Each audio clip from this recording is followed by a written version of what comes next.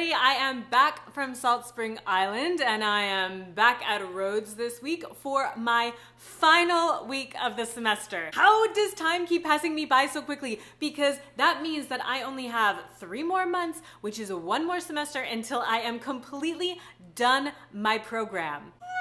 Very nervous and excited at the same time. So for this final week of school, pretty much all we have on the agenda is final exams and assignments. So I've been spending a lot of time studying, but also one of the biggest things that is taking up a lot of my time and attention, not just recently, but over the entire semester, is my final ethics paper. Ethics, I think, is one of the most important classes of second year in terms of preparing us for professional practice. I have found it extremely helpful in terms of providing a framework and guidelines about how I should conduct myself as a professional counselor, and it also provides us with a lot of resources and support on starting our own practice. There are actually a lot of Rhodes students who are not enrolled in the full 18-month professional counseling diploma program who still choose to take this second year ethics class because it is so useful. It is a lot of work though, I am not gonna lie. As I mentioned, I am working on the final paper now. It is currently 24 pages and I have been working on it slowly over the past 9 weeks. So you may not believe this, but it actually has been kind of fun. Well, maybe not fun, that's maybe not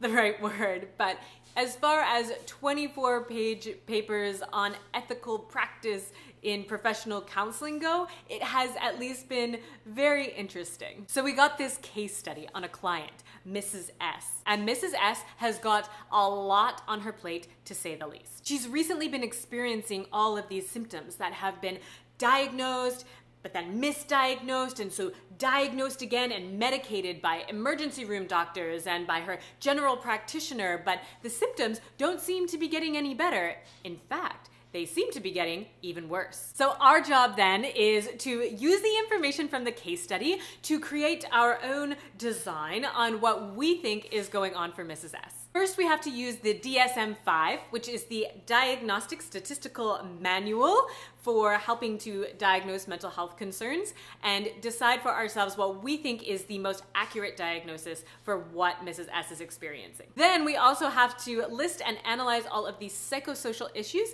that may be contributing to or exacerbating her symptoms. Psychosocial issues could include things like losses or big changes, responsibilities, life stressors, perhaps taxing relationships, etc., etc. Then we have to say how we would work with Mrs. S and design a treatment plan using 2 different therapeutic modalities. I chose to use cognitive behavioral therapy because we were told that we had to, and my personal favorite, somatic therapy, and I got to choose that one on my own. And then finally, the biggest part of this paper is that we get given an ethical dilemma that we have to sort through. So it could be that it turns out that we're dating Mrs. S's son, or that we are also the therapist for Mrs. S's best friend who just happens to be the major cause of stress in Mrs. S's life. Or perhaps when Mrs. S was a teenager, she was part of a gang that was responsible for the murder of your second cousin once removed. Stuff like that. And then we have to talk about how we would handle that dilemma and why we chose to proceed with the course of action that we did. So it's kind of been like our own little mental health mystery that we get to detective. My biggest takeaway has been